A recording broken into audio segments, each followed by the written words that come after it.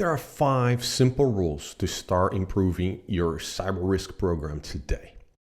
Especially if you're a small business or a medium-sized business, these rules are easily applicable and easy to implement. Larger organizations, same rule follows. However, you might find a little challenging implemented due to the massive amount of assets that you may have.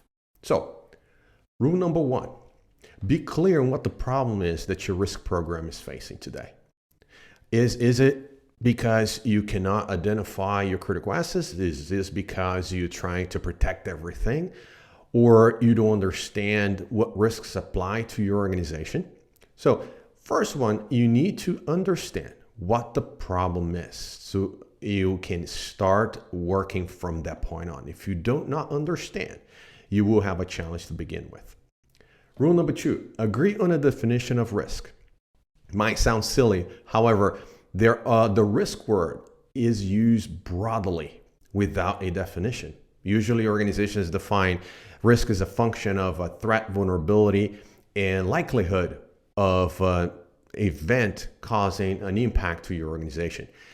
Others address risk more on a granular operational level, saying that impact that may occur on a particular asset, on a particular functional department.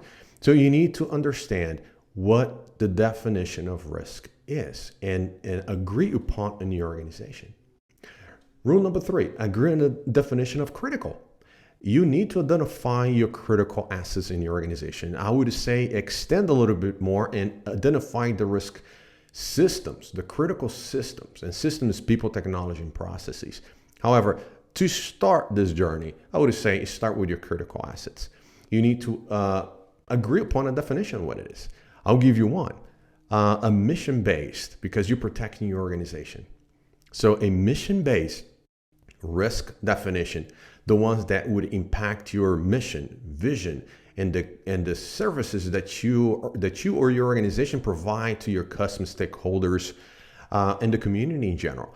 Those are systems that are critical, and they are most often than not the revenue streams of your organization. Those have huge impact. I would just start from there. Number 4, once you define where critical assets are, start inventorying them. Identify them, inventory them. And once again, at this point, if you're a little bit more advanced on a maturity curve, I would start identifying the systems, people, process, and technologies that support those critical assets. If not, don't worry, you can get to that later. You can mature to that process. Right now, identify what your critical assets are and document them well.